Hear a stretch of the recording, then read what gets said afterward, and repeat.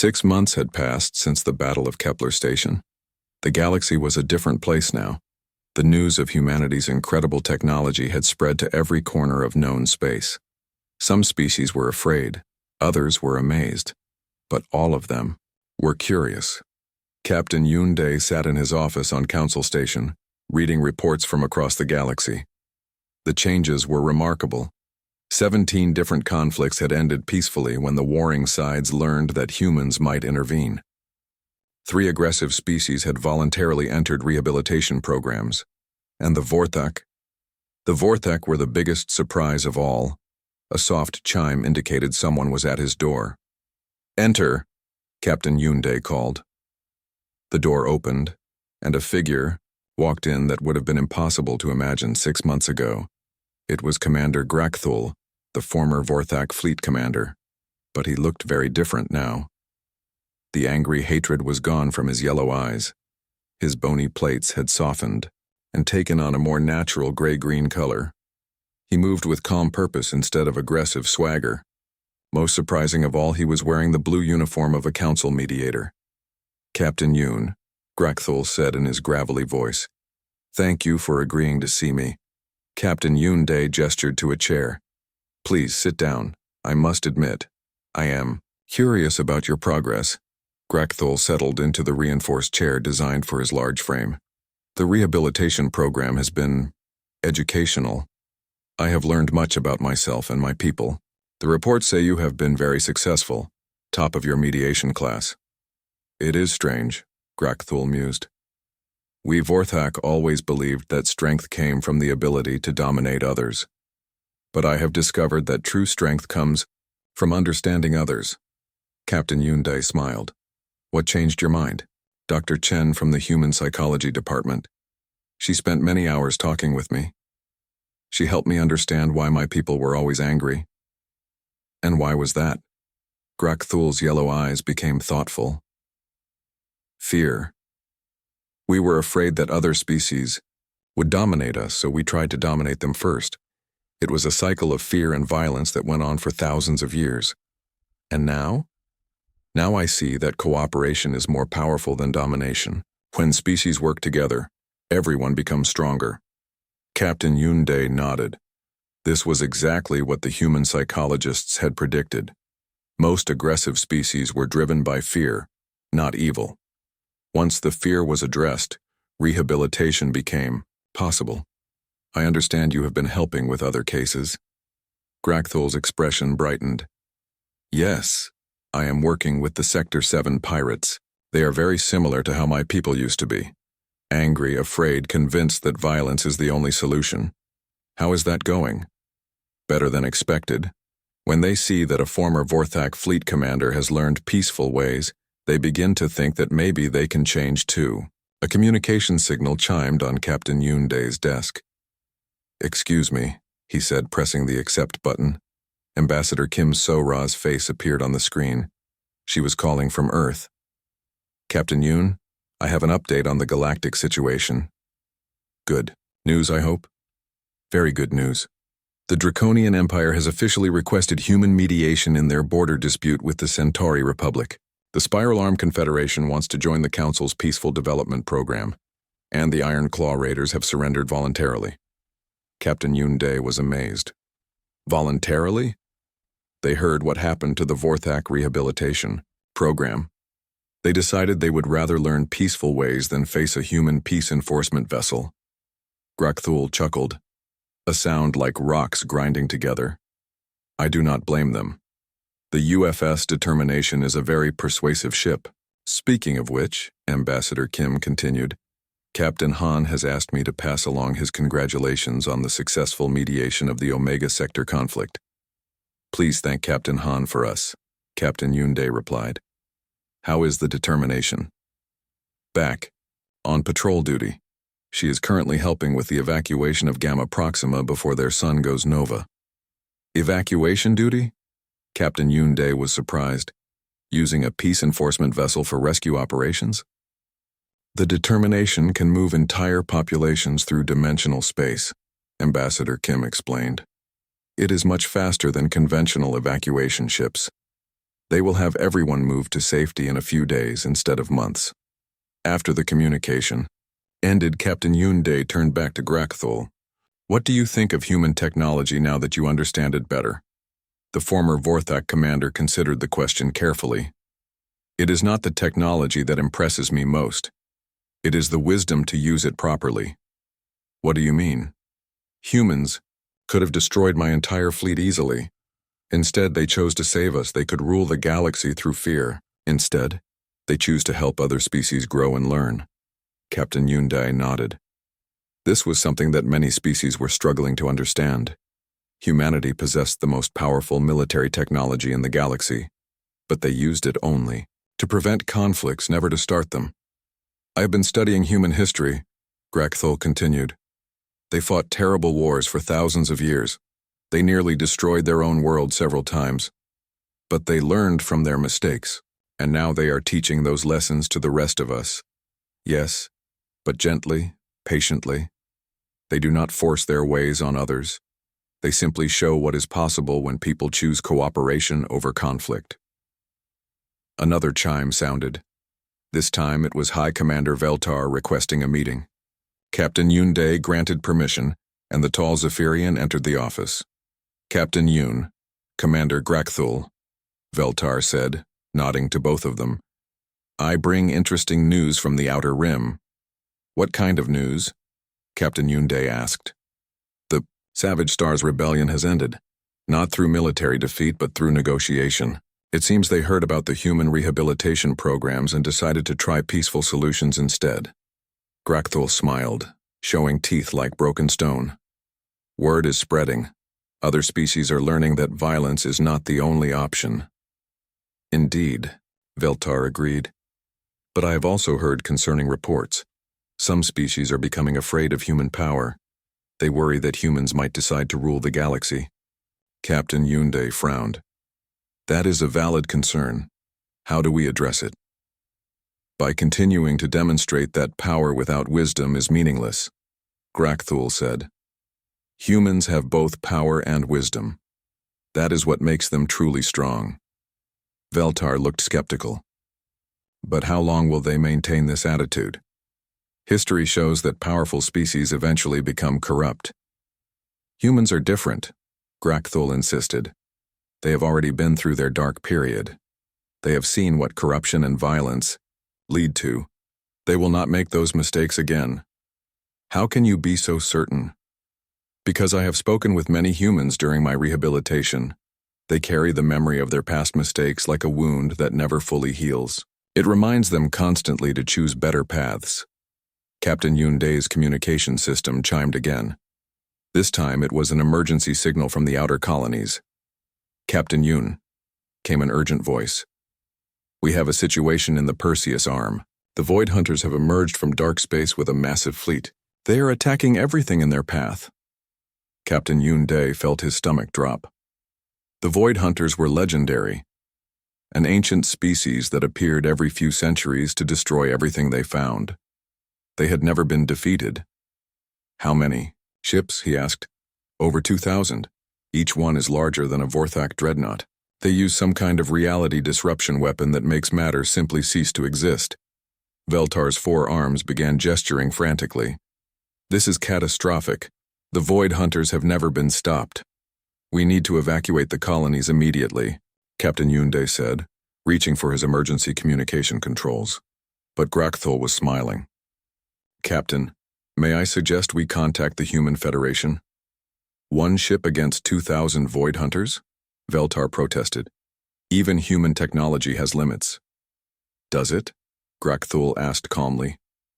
6 months ago, we thought one human ship against 1,200 Vorthak dreadnoughts was impossible. Yet here we are. Captain Yunde paused. The former Vorthak commander had a point. Humanity had proven that impossible was just another word for difficult. He opened a communication channel. To Earth. Human Federation Command, this is Captain Yunde. We have an emergency situation. Ambassador Kim Sora appeared on the screen within seconds. We are aware of the Void Hunter emergence, Captain. The UFS determination is already en route. Just the determination? Veltar asked. Captain Han believes one ship will be sufficient. Ambassador Kim replied calmly, but the Void Hunters use reality disruption weapons. Yes, we know. Captain Han says it should be interesting. 3 days later, reports began coming in from the Perseus arm. The Void Hunter fleet had been completely disabled. Not destroyed, disabled. Their reality disruption weapons had been convinced to stop disrupting reality. Their massive ships now drifted peacefully in space, their crews confused but unharmed. The UFS Determination was already on its way back to normal patrol duties. Captain Yoon Dae read the report with a mixture of amazement and resignation. He was beginning to understand that there might be no limit to what humans could accomplish when they put their minds to it. So, Grakthul asked, are you still surprised when humans send only one ship? Captain Yoon Dae laughed. No, Commander. I think I am starting to. The journey to Council space was unlike anything the alien fleet had ever experienced. The UFS Determination moved through space in ways that broke every law of physics the Council scientists understood. Reality bent around the human ship like water flowing around a stone. Captain Yoon Dae watched his instruments in amazement. According to his sensors, they were traveling faster than light, but without using any known form of faster-than-light drive. Space itself seemed to be carrying them forward. How are they doing this? Fleet Admiral Crixon asked over the communication channel. His crystal body was flashing with confusion. Dr. Choi Min's helpful voice came from the human ship. We are using dimensional folding to create shortcuts through space-time. Think of it like taking a tunnel through a mountain instead of going over the top. But the energy requirements must be enormous, High Commander Veltar protested. You would need the power output of a star. We have a very efficient engine, Chief Engineer Li Chang replied from the Determination's engine room. The impossibility drive creates energy by convincing reality that we have more power than we actually do. Captain Yoon Dae rubbed his forehead. Talking to humans was giving him a headache. How do you convince reality of anything? Very politely, Dr. Choi Min said. Reality is usually quite reasonable when you ask nicely. Behind them, the 1,200 Vorthak ships followed in perfect formation. They had no choice. The invisible forces that pulled them were stronger than their engines, stronger than their will to resist. Commander Grakthul's angry voice came over the communication system. Release us, humans. This humiliation will not be tolerated. Captain, Han remained patient. Commander, you will be treated fairly by the Council justice system. Many former enemies have become valued members of galactic society. We do not want to be valued members. We want to conquer and rule. Why? Captain Han asked simply. The question seemed to confuse Commander Grakthul. Why? Because we are Vorthak. It is what we do. But why do you want to conquer other species? To prove our strength, to take their resources, to expand our empire. Captain Han considered this. Commander, what do you think makes a species truly strong? Military power, the ability to destroy enemies. I disagree, Captain Han said quietly. We think the strongest species are those who can solve problems without fighting, those who can turn enemies into friends. Commander Grakthul laughed harshly. Impossible. Enemies are enemies forever. That is not true. Ambassador Kim So-ra spoke from her escort ship. 600 years ago, humans fought a terrible war against the Kepler Alliance. Millions died. Today, the Kepler worlds are humanity's closest allies. You fought your own kind? Yes. We were very good at killing each other, but we learned that cooperation works better than conquest. The Vorthak commander fell silent. The idea that enemies could become friends was foreign to his way of thinking. Captain Yoon Dae watched the readouts on his navigation display. They were approaching Council space much faster than should be possible. Captain Han, how long did it take your people to develop this technology? About 300 years of focused research, Captain Han replied. We started working on it after the last major human war. 300 years? High Commander Veltar's 4 arms gestured in disbelief. Most species take thousands of years to make such advances. Humans work well together when we have a common goal, Captain Han explained. Our goal was to make war obsolete. And you succeeded, Fleet Admiral Crixon said quietly. We are still working on it, Captain Han corrected. There are always new challenges. The space around them began to change. The stars took on different patterns as they entered Council space. In the distance, Captain Yoon-dae could see the massive structure of Council Station, a space city the size of a moon, home to representatives from dozens of species. Council Station traffic control to incoming fleet, came a voice over the communication system. Please identify yourselves and state your business, Captain Yoon-dae responded. This is Captain Yoon-dae commanding the Council Defense Fleet. We are bringing 1,200 Vorthak prisoners for processing. There was a long pause. Did you say 1,200 prisoners? Confirmed. The entire Vorthak invasion fleet has been captured. Another pause. Please stand by while we prepare detention facilities. Captain Han spoke to his crew. Mr. Young, begin separation of the Vorthak fleet into smaller groups. The Council will need time to process them all. Aye, sir. Dividing the fleet into groups of 50 ships each, the massive Vorthak formation began to spread out into smaller clusters. Each group was surrounded by its own containment field, invisible walls that kept the ships safely trapped. Captain Han, Captain Yoon-dae said, what will happen to the Vorthak now? They will be evaluated by Council psychologists, Captain Han explained. Some may be ready for rehabilitation immediately. Others may need more time to adjust their thinking. And if they refuse to change? Captain Han's expression became sad. Then they will remain in comfortable detention until they are ready. We cannot force people to change, but we cannot allow them to hurt others. Commander Grakthul had been listening to this conversation. You would keep us prisoners forever? We would keep you safe until you learn better ways to solve problems, Captain Han replied. Some species learn quickly, others take longer. What if we never learn? Everyone can learn, Captain Han said with quiet confidence. We have seen it happen many times. The UFS Determination guided the Vorthak ships toward the massive detention facilities near Council Station. These were not prisons in the traditional sense. They were more like comfortable space cities where aggressive species could live while learning about peaceful cooperation. Sir, Commander Park Hyun reported, Council Station is requesting a full debrief on the battle. Captain Han nodded. Tell them we will provide a complete report, include recommendations for improved fleet coordination against psychic attacks. You are going to help us fight other enemies? Captain Yoon-dae asked. If necessary, Captain Han said, but we prefer to prevent conflicts before they start. How do you prevent conflicts? By understanding why people fight, Dr. Choi Min explained.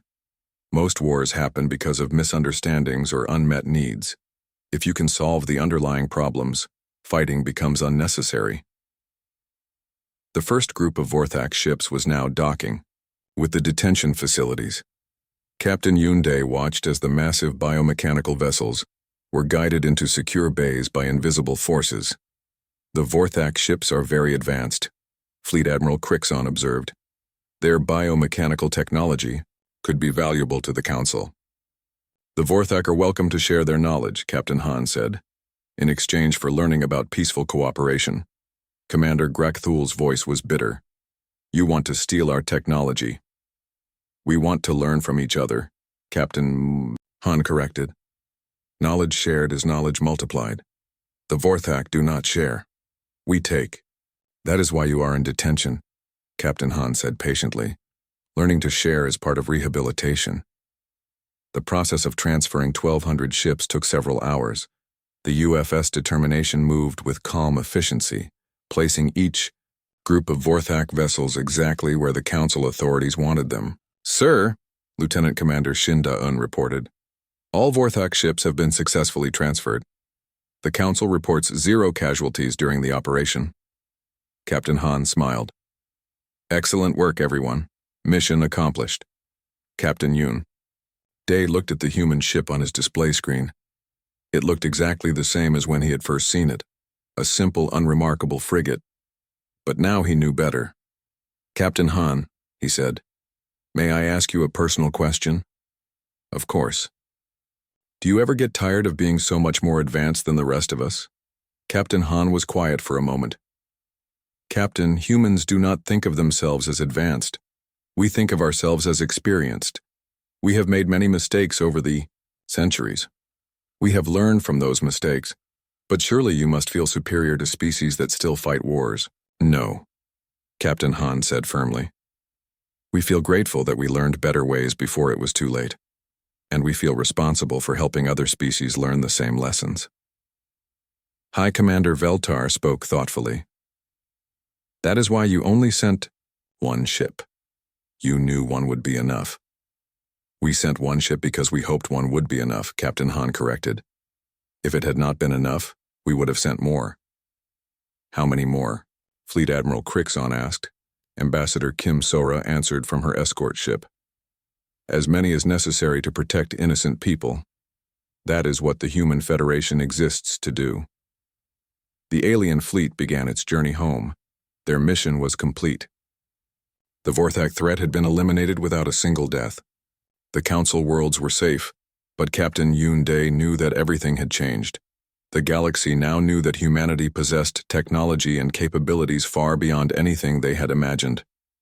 The balance of power had shifted in ways that would take years to understand. "Captain Han," he said, "what happens now?" "Now we go home," Captain Han replied, "and we wait for the next time someone needs help." The UFS determination began to fold itself back into normal space. The impossible energies that had made it a terror to its enemies were quietly put away. Once again, it looked like nothing more than a peaceful exploration vessel. But everyone in the galaxy would remember what. The Vorthak fleet hung in space like giant dead fish floating on a dark ocean. Their biomechanical ships still pulsed with life, but they could not fight. They could not run. They could only wait and wonder what the small human ship would do next. Captain Yoon Dae stared at his sensor display. According to his instruments, 1,200 massive warships had just been defeated by a single vessel no bigger than a transport shuttle. His brain struggled to understand what he was seeing. "Sir," his communications officer said in a shaky voice, "I am receiving surrender signals from 17 Vorthak ships. They want to talk." "Put the lead ship on screen," Captain Yoon Dae ordered. 3. Main display showed the interior of a Vorthak command ship. The creature sitting in the captain's chair was huge and terrifying. It had gray-green skin covered in bony plates. Its eyes were yellow and filled with hate. When it spoke, its voice sounded like metal scraping against stone. "I am Fleet Commander Grakthul of the Vorthak Empire. What have you done to our ships?" Captain Han's calm voice answered from the UFS determination. "We have removed your ability to hurt people, Commander. Your ships are unharmed, but your weapons will not function. This is impossible. We are the Vorthak. We have conquered 100 worlds. No one can stand against our fleet." "Your fleet is very impressive," Captain Han agreed. "But you chose to attack peaceful colonies. That was a mistake." Commander Grakthul's yellow eyes burned with fury. "You will pay for this insult. When we escape, we will return with 1,000 fleets. We will burn your worlds to ash, Captain." Han sighed. He turned to Commander Park Hyun at the sensor station. "Status on civilian evacuation from the contested worlds?" "All civilian populations have been safely relocated, sir. The colonies are empty except for some automatic defense systems." "Good. Mr. Young Ho Seok, what is the status of our containment?" "Field." System Specialist Young Ho Seok checked his instruments. "Field is stable, sir. The Vorthak fleet cannot move outside the designated area." Captain Yoon Dae listened to this exchange with growing confusion. "Captain Han, what containment field?" Dr. Choi Min answered from the human ship. "Oh, we have surrounded the Vorthak fleet with a localized space-time barrier. They cannot leave this area of space.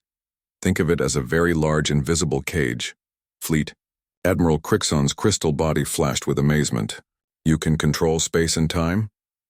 "Only in small areas," Dr. Choi Min said modestly.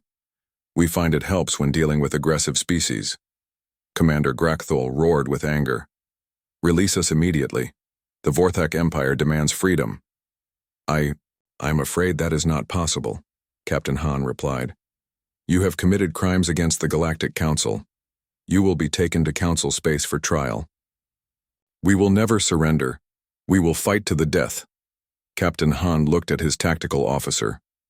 Lieutenant Commander Shin, are the Vorthak ships attempting to self-destruct?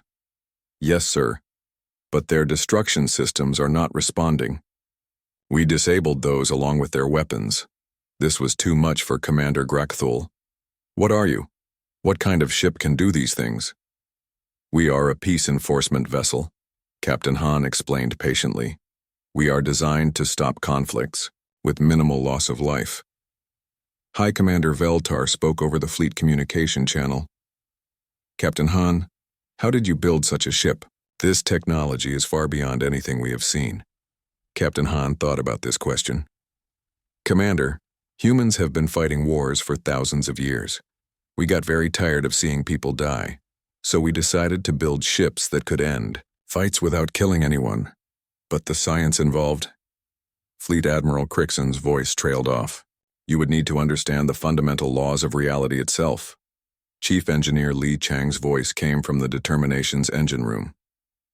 Sir, the Vorthak are trying to overload their biomechanical systems. Should I prevent that? Yes, Mr. Li. We do not want them to hurt themselves. Another pulse of energy flowed from the human ship. This time it locked the Vorthak vessels into a state of perfect stability.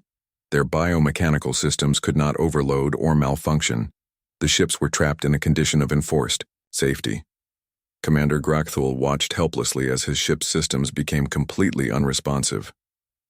This is not possible. Our bioships are part of us. They are alive. How can you control living things? We asked them nicely, Dr. Choi Min said. Most life forms are reasonable when you explain the situation properly. Captain Yoon Dae felt like his understanding of the universe was crumbling. You can talk to their ships? Not exactly talk, Dr. Choi Min explained. We can communicate with any system that processes information. Their biomechanical ships are very intelligent. Once we explained that fighting would hurt people, they agreed to stop. You convinced their ships to betray them? Commander Grakthul's voice was full of disbelief. We convinced them to stop hurting people. Captain Han corrected. There is a difference. The alien fleet watched in silence as the human ship began to move among the helpless Vorthak vessels. It glided between the massive biomechanical monsters like a small fish swimming between sleeping whales. What are they doing now? High Commander Veltar asked. Tactical Officer Nam Soo-jin reported from the Determination. Sir, we are scanning each Vorthak ship for prisoners and enslaved populations. Intelligence reports suggest they use forced labor. Finding anything? Captain Han asked. Yes, sir. I am detecting approximately 50,000 non-Vorthak life signs across the fleet. Multiple species, all showing signs of poor treatment. Captain Han's expression became grim. The Vorthak were not just conquerors, they were slavers. Mr. Young, can we safely extract those people? Yes, sir. Dimensional transport systems are ready. We can move them to safety without entering the Vorthak ships. Captain Yoon Dae watched as thousands of beings suddenly appeared in space near the human ship. They were inside protective energy bubbles that kept them safe in the vacuum. Different species. Some he recognized, some he did not. All of them looked thin and scared. Medical emergency, Captain Han announced over the fleet channel. We have 50,000 rescued prisoners who need immediate care. Can the Council fleet provide assistance? Of course, Captain Yoon Dae responded immediately. All ships with medical facilities prepare to receive refugees. The rescued beings were transferred to Council ships using the same impossible technology that had defeated the Vorthak fleet. They simply appeared inside the medical bays, healthy and safe. Dr. Choi Min provided helpful commentary. The dimensional transport system moves people through folded space. Very safe, much faster than shuttlecraft. Fleet Admiral Crixon's voice was quiet with awe. You can transport people through dimensions? Only when necessary, Captain Han said. We prefer to use regular shuttles when possible. Dimensional transport uses a lot of energy. Commander Grakthul was staring at his empty slave quarters. You stole our workers. Those beings belong to the Vorthak Empire. Those beings belong to themselves, Captain Han replied firmly. Slavery is not permitted in Council space. We will have our revenge. The Empire will send more fleets. Captain Han looked at his tactical display.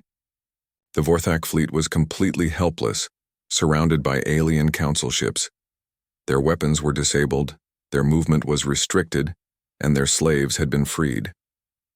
Commander Grakthul, Captain Han said patiently, I recommend you use this time to think about your choices. The Galactic Council offers rehabilitation programs for aggressive species. Rehabilitation? The Vorthak commander spat the word like a curse.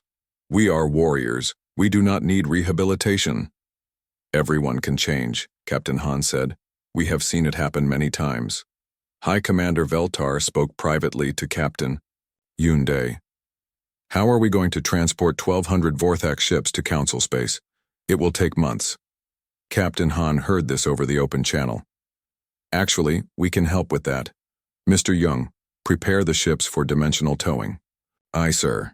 Engaging tractor protocols across parallel dimensions. The space around the Vorthak fleet began to shimmer again. The massive biomechanical ships started to move, but not under their own power. They were being pulled by forces that operated in spaces the aliens could not see. We can tow the entire fleet to Council space, Dr. Choi Min explained. It will take about 6 hours using dimensional shortcuts. Captain Yunde felt overwhelmed. The humans could defeat any enemy, transport people through space instantly, and move entire fleets across the galaxy in hours. What else could they do, Captain Han? He asked quietly. Why did your people never tell us about these capabilities? Captain Han was quiet for a moment. Captain, would you have believed us if we had? Captain Yunde thought about this. If someone had told him yesterday that a single ship could defeat 1,200 dreadnoughts, he would have laughed at them. Besides, Captain Han continued, we prefer to solve problems through trade and diplomacy. We only built these ships because we kept meeting species that insisted on fighting. The UFS Determination began to move toward Council space, pulling the entire Vorthak fleet behind it. The massive enemy ships followed like obedient pets, unable to resist the invisible forces that controlled them. Estimated arrival time at Council station? Captain Han asked. 5 hours and 43 minutes, sir. Commander Park Yun replied.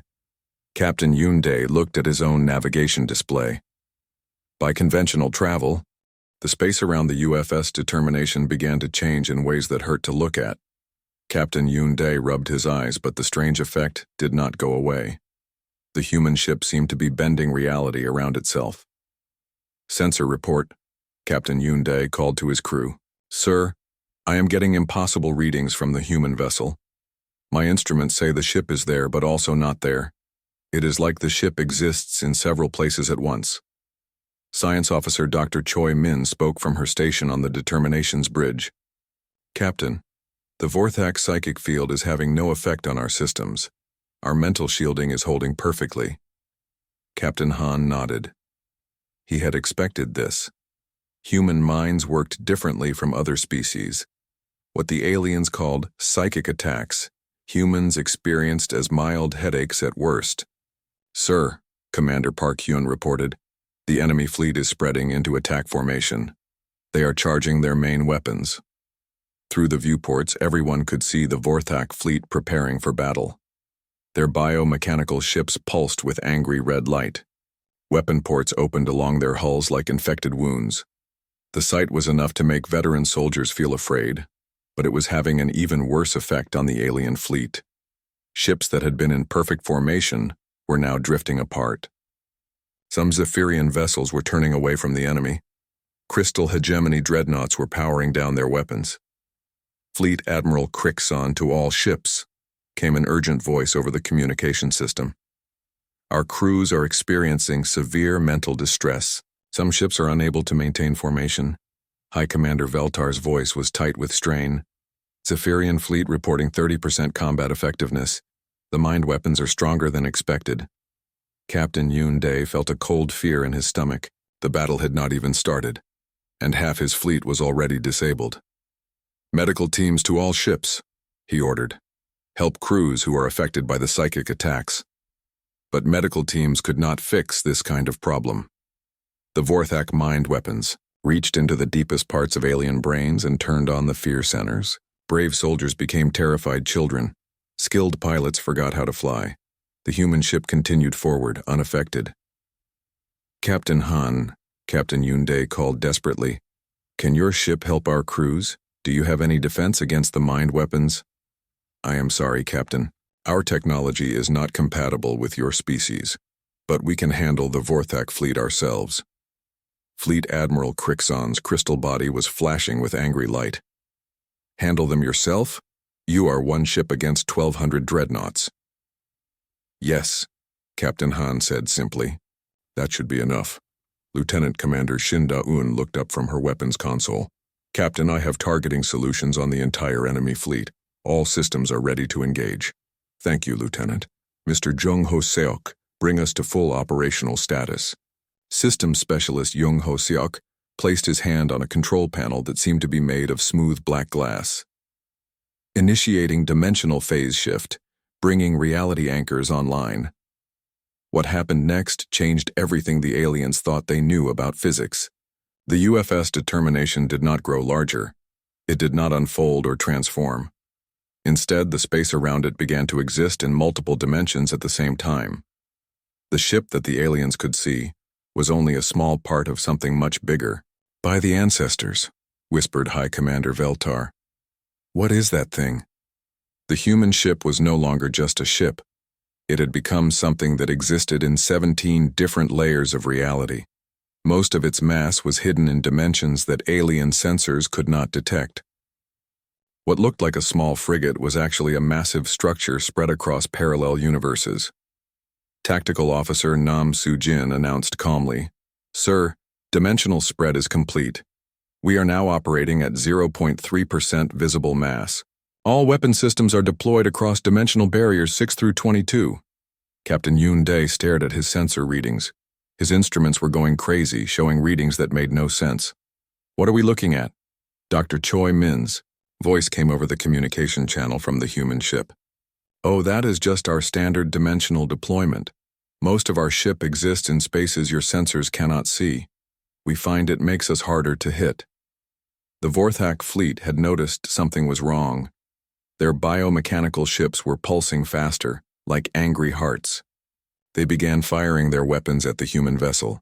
Massive energy beams, living missiles, and kinetic projectiles streaked toward the UFS determination. The weapons were powerful enough to destroy cities. They could crack planets. Every single shot passed through the human ship without touching it. Impossible, breathed Fleet Admiral Crixon. The weapons went right through them. How? Asked High Commander Veltar. Chief Weapons Coordinator Yoon Ji-hai checked her systems aboard the determination. Sir, enemy weapons are having no effect. They cannot hit something that mostly exists in other dimensions. The Vorthak fleet fired again and again. Their most powerful weapons lit up space like angry suns. But nothing could touch the human ship. The weapons hit empty space where the ship appeared to be, but the ship was not really there. Captain Han opened a communication channel to the entire alien fleet. All Allied vessels, please maintain safe distance. We are about to respond to the Vorthak attack. Respond how? Captain Yoon Dae asked. With appropriate force, Captain Han replied calmly. The Vorthak commander must have realized that normal weapons were not working. The alien bioships began to change shape, growing new weapon systems. They fired different types of energy, weapons that worked on quantum levels and dimensional frequencies. These weapons also passed harmlessly through the human ship. Sir, reported Commander Park Hyun, the Vorthak are now trying dimensional weapons. Still no effect on our systems. Captain Han looked around his bridge. His crew was working with calm efficiency. They had trained for this kind of situation many times. Mr. Lee Chang, how are our engines? Chief Engineer Lee Chang's voice came from the engine room. All systems operating normally, sir. The impossibility drive is running at optimal levels. Impossibility drive? Captain Yoon Dae heard this over the open communication channel. What is an impossibility drive? It makes things that should be impossible become possible, Dr. Choi Min explained helpfully. For example, it makes it possible for our ship to exist in 17 dimensions at once, very useful for avoiding enemy fire. The Vorthak fleet was now firing everything they had. The space around the human ship filled with weapons fire from 1,200 massive warships. Energy beams crossed and recrossed in brilliant patterns. The light was so bright it could be seen from neighboring star systems. None of it touched the UFS Determination. High Commander Veltar's voice was full of amazement. They are completely untouchable. The humans have made themselves immune to attack. But how can they fight back? Asked Fleet Admiral Crixon. If they exist in other dimensions, how can they affect our reality? Captain Han heard this question. That is what we are about to show you. Lieutenant Commander Shin, you may return fire when ready. Aye, sir. Firing solution prepared. Engaging now. Lieutenant Commander Shin Da-un touched a single control on her panel. It was a small button, no bigger than her thumb. What happened next would be talked about for thousands of years. A pulse of energy emerged from the human ship. It was not visible to normal eyes, but every sensor in the fleet detected it. The pulse spread out in all directions, moving faster than light itself. When it reached the Vorthak fleet, something impossible happened. Every weapon on every Vorthak ship simply stopped working. Not destroyed, not damaged. They just stopped existing as weapons. The atomic bonds that held the weapon systems together were temporarily suspended. Physics forgot that Vorthak weapons were supposed to be dangerous. 1,200 massive warships suddenly found themselves completely helpless. By the Crystal Throne, whispered Fleet Admiral Crixon. They did not destroy the weapons. They made reality forget the weapons exist. The Vorthak ships tried to fire again. Nothing happened. They tried to activate backup weapons. Nothing happened. They tried to ram the human ship with their massive hulls, but they could not move toward the UFS Determination. The space around the human ship would not let them get close. Attention Vorthak fleet. Captain Han's voice was broadcast on all frequencies. You have attacked a peaceful convoy and committed acts of aggression against Council member worlds. You will now surrender, or we will escalate our response. The largest Vorthak ship, a monster the size of a small moon, pulsed with angry light. A voice came from it, speaking in the harsh Vorthak language. The universal translator made the words understandable. What are you, small ship? What magic is this? This is not possible. Captain Han looked at his tactical display. 1,200 enemy ships, all helpless. We are humans, and we are here to stop you from hurting people. This cannot be. No single ship can defeat a fleet. Dr. Choi Min spoke into the communication channel. Actually, our ship can manipulate fundamental forces across 17 dimensions. We can temporarily edit physical laws in localized space. We can convince matter to behave differently through quantum negotiation. It is really quite safe. The alien fleet watched in amazement as 1,200 massive warships floated helplessly in space. The Vorthak were trying everything they could think of, but nothing worked. Their ships. The space around Kepler Station looked like a metal city floating among the stars. Ships from 17 different species had gathered for the biggest battle in galactic history. The sight was amazing and terrible at the same time. The Zephyrian ships were long and sleek, like silver arrows pointed at the enemy. Their hulls reflected the light from nearby stars, making them look like they were made of liquid metal. Each ship had 4 engine pods that glowed blue-white. Next to them floated the crystal hegemony dreadnoughts. These ships looked like they were carved from giant diamonds. Light passed through their hulls in rainbow patterns. When they moved, they looked like floating cathedrals made of colored glass. The Dominion vessels were different again. They were dark and angular, covered in armor plates that looked like dragon scales. Red lights glowed between the plates, making the ships look like sleeping monsters. The strangest ships belonged to the Mycelian Collective. These were actually alive. Giant space-dwelling creatures that the Mycelians had trained to carry weapons and shields. The living ships pulsed slowly, like huge hearts beating in the darkness of space. Captain Yoon Dae stood on the bridge of his command ship, the CNS Unity. Through the big window, he could see the massive fleet spreading out in all directions. 2,000 ships representing the combined military might of the Galactic Council. Fleet status report, he said to his communications officer. All fleets report ready, Captain. The Zephyrians are taking the left wing. The Dominion has the right. Crystal Hegemony dreadnoughts are forming the center line. Captain Yoon Dae nodded. It was a good formation. Each species knew how to fight alongside their allies. They had practiced this many times before, though never against an enemy, like the Vorthak. Sir, called out the sensor officer, I have a new contact approaching from Galactic South. Single ship, human design. Captain Yoon Dae looked at his display screen. A small dot was moving toward their position. That must be the UFS determination. Should I hail them, sir? Yes, put them on the main screen. The big display screen at the front of the bridge flickered and showed the interior of a human ship. A man in a blue uniform sat in the captain's chair. He had short black hair and calm dark eyes. Behind him, other humans worked at their stations. This is Captain Han Jiwoo of the UFS determination, the man said. We are approaching your position now. Captain Yoon Dae studied the human captain. He looked young, maybe 35 years old. He did not look worried or scared. Captain Han, this is Captain Yoon Dae, Fleet Commander. We are happy to have you with us. Thank you, Captain. We are ready to help however we can. Captain Han, Captain Yoon Dae said carefully, are you sure you want to be here? The Vortak fleet is very dangerous. Your ship. Captain Han smiled. Our ship will be fine, Captain. We have good people and good equipment. On the sensor display, Captain Yoon Dae could see the human ship getting closer. It looked very small compared to the alien vessels around it. It was maybe 300 meters long, shaped like a smooth oval. It had no visible weapons or armor.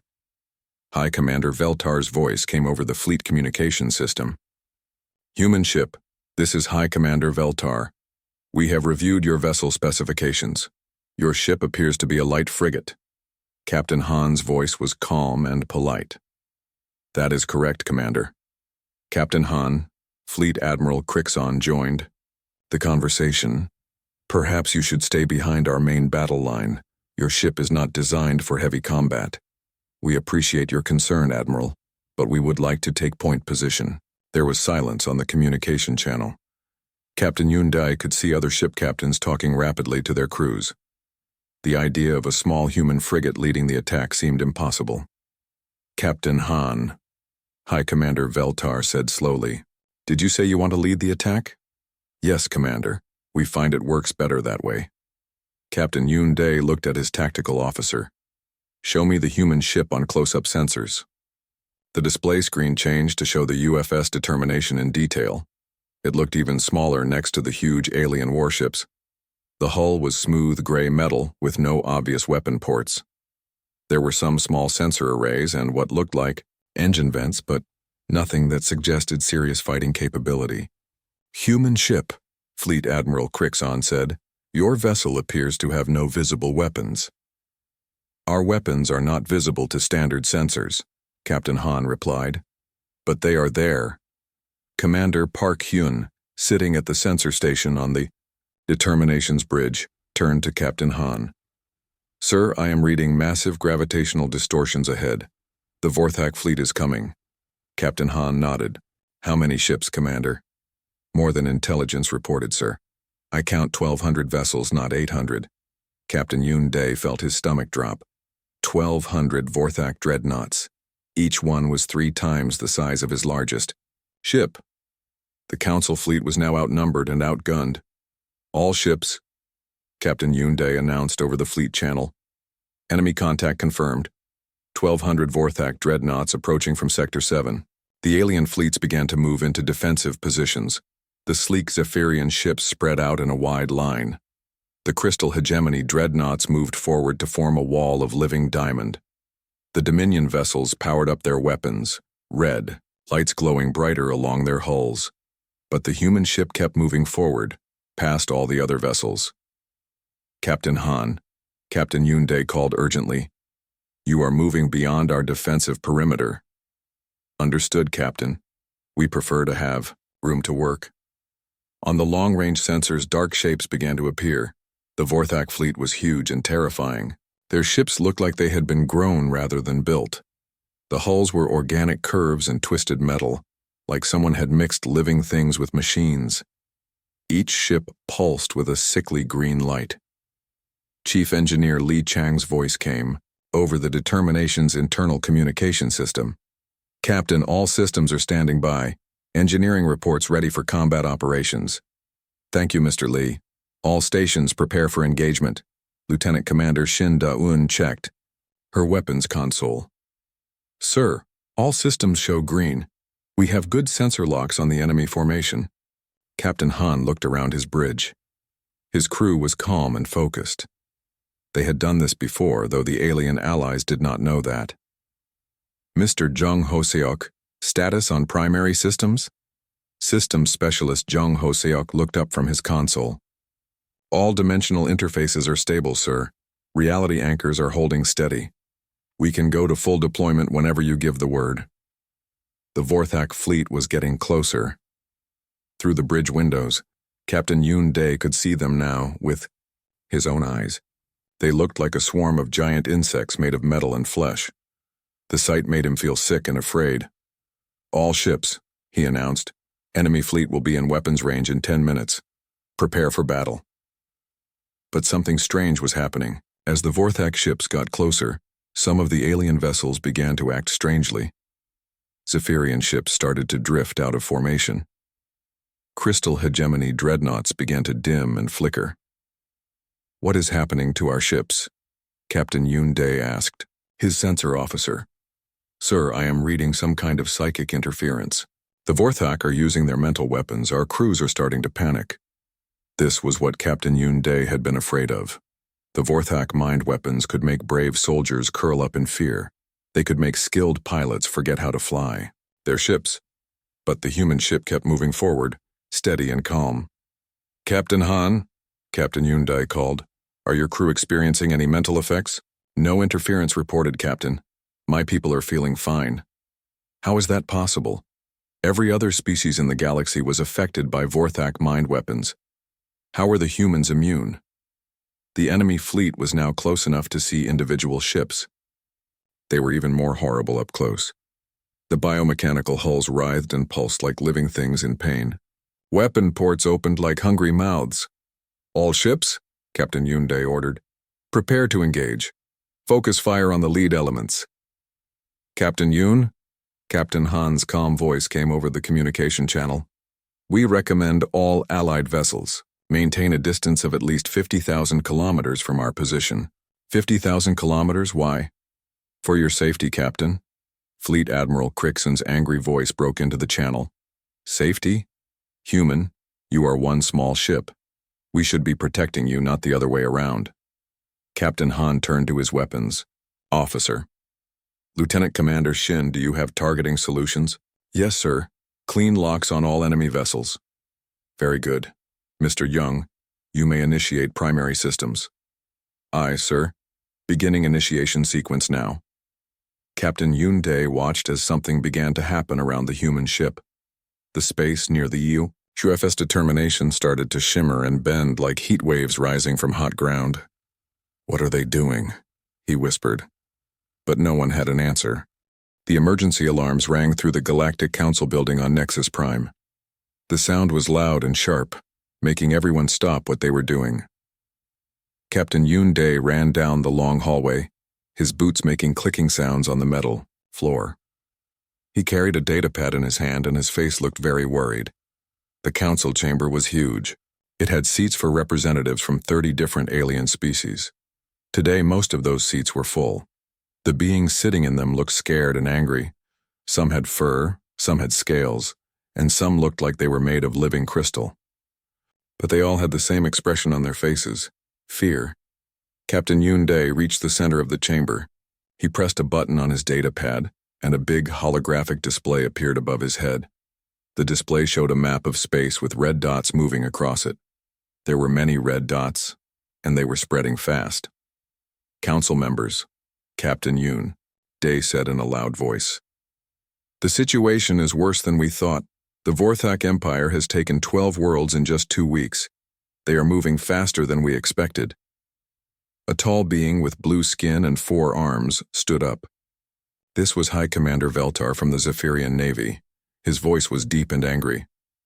How many ships do they have? Captain Yoon Dae looked at his datapad again. Our scouts count at least 800 dreadnoughts. Each one is the size of a small moon. They have weapons that can destroy a city in one shot. The chamber filled with worried voices.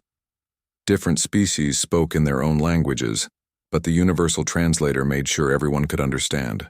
Words like impossible and we are doomed came from many different mouths. A creature that looked like a giant insect clicked its mandibles. This was Ambassador Zektul from the Hive Worlds. What do we know about their technology? Their ships are biomechanical, Captain Yoon Dae explained. They grow them instead of building them. The ships heal themselves when damaged. They also use some kind of mind weapon that makes enemy crews panic and confused. High Commander Veltar slammed one of his 4 fists on his chair. Then we must gather our fleets immediately. How many ships can the Council put together? Captain Yoon Dae pressed another button. The holographic display changed to show different colored dots. The Zephyrian Navy can provide 400 ships. The Dominion fleet has 300. The Crystal Hegemony offers 200 of their dreadnoughts. With all the smaller fleets combined, we can gather about 2,000 ships. 2,000 against 800, said a voice from the back. Everyone turned to look. A being made of living crystal was speaking. This was Fleet Admiral Crixon from the Dominion. The odds are in our favor. But Captain Yoon Dae shook his head. The Vorthak ships are much bigger than ours. Each of their dreadnoughts is worth 3 or 4 of our ships. And they have that mind weapon. In the last battle, half of our ships could not even fight properly. The chamber became quiet. Everyone was thinking about what this meant. The Vorthak were not just strong. They were stronger than the entire council combined. Suddenly, the big doors at the back of the chamber opened. Everyone turned to look. A human woman walked in. She was wearing a simple gray uniform with no decorations. Her black hair was tied back, and she carried only a small bag. She looked calm and peaceful. Ambassador Kim So-ra from the Human Federation, announced the door guard. Ambassador Kim walked to the center of the chamber. She bowed politely to all the council members. I apologize for being late. Our ship had to stop for fuel. High Commander Veltar looked confused. Ambassador Kim, where is your fleet? We sent a message asking all council members to bring their warships. Ambassador Kim smiled. We received your message. The Human Federation has decided to help. Good, said Fleet Admiral Crixon. How many ships are you bringing? We need every vessel we can get. Ambassador Kim opened her small bag and took out a datapad. She looked at it for a moment, then looked up at the council. We are sending 1 ship. The chamber became very quiet. So quiet that you could hear the air conditioning systems running. High Commander Veltar was the first to speak. Did you say 1 ship? Yes, Ambassador Kim replied. The UFS Determination will represent humanity in this conflict. Fleet Admiral Crixon started laughing. It was a harsh, barking sound. 1 ship? Against 800 Vorthak dreadnoughts? Are the humans crazy? Other council members began talking loudly. Some were laughing, some were angry. A few looked confused. This is not a joke, said Ambassador Zektul, her mandibles clicking rapidly. We are facing the greatest threat in council history. We need every ship we can get. Ambassador Kim waited for the noise to die down. When the chamber was quiet again, she spoke. The Human Federation understands the seriousness of the situation. That is why we are sending the determination. It will be enough. Enough? High Commander Veltar's 4 arms were waving in the air. Human, do you understand what we are facing? The Vorthak have destroyed entire civilizations. Their ships are the size of mountains. 1 human ship cannot make a difference. Ambassador Kim remained calm. With respect, Commander, you have not seen what human ships can do. Captain Yunde looked at the human ambassador. He had worked with humans before. They were usually smart and careful, but this seemed impossible. Ambassador Kim, perhaps you should contact your government. Maybe they do not understand how dangerous the Vorthak are. My government understands perfectly, Ambassador Kim said. We have been watching the Vorthak for some time. We know exactly what they can do. Then why are you only sending one ship? Asked a small, furry creature from the Woodland Alliance. Ambassador. Kim looked around the chamber. Every alien face was staring at her. Because one ship is all we need. The chamber exploded with noise again. Council members were shouting in dozens of different languages. Some were angry, some were scared, and some thought the humans had lost their minds. Fleet Admiral Crixon stood up. His crystal body was glowing, with anger. Humans, this is not the time for pride or foolishness. If you cannot help properly, then stay out of our way. Ambassador Kim closed her datapad and put it back in her bag. The Human Federation appreciates your concern, but our decision is final. The UFS determination will meet the Vorthak fleet. When? Asked Captain Yunde. She is already on her way, Ambassador Kim replied. Captain Han Ji-woo and his crew left Earth 3 days ago. They should reach the battle zone at the same time as your fleets. High Commander Veltar sat down heavily in his chair. This is madness. We are planning the biggest space battle in history, and the humans are sending one small ship. Not small, Ambassador Kim said quietly. Just efficient. The council continued arguing for another hour. They made plans for the battle. They decided which fleets would attack first and which would stay in reserve. They talked about evacuation plans for nearby worlds, but everyone kept thinking about the humans and their one ship. Finally, the meeting ended. The alien representatives left to prepare their fleets. Some were still angry about the humans. Others felt sorry for the crew of the UFS determination. Ambassador. Kim was the last to leave. Captain Yunde caught up with her at the door. Ambassador, he said quietly. Are you sure about this? The Vorthak will destroy your ship in minutes. Ambassador Kim looked at him with kind eyes. Captain, humans have been fighting for a very long time. We have learned that sometimes the best solution is not the biggest hammer. But this is not a small problem, Captain Yunde said. This is 800 dreadnoughts. Ambassador Kim smiled. Yes, it should be interesting. She walked away, leaving Captain Yunde standing alone in the empty chamber. Outside, the stars were shining. Somewhere out there, the biggest space battle in history was about to begin. And the humans were sending just one ship. Captain Yunde shook his head and walked away. He had a fleet to prepare.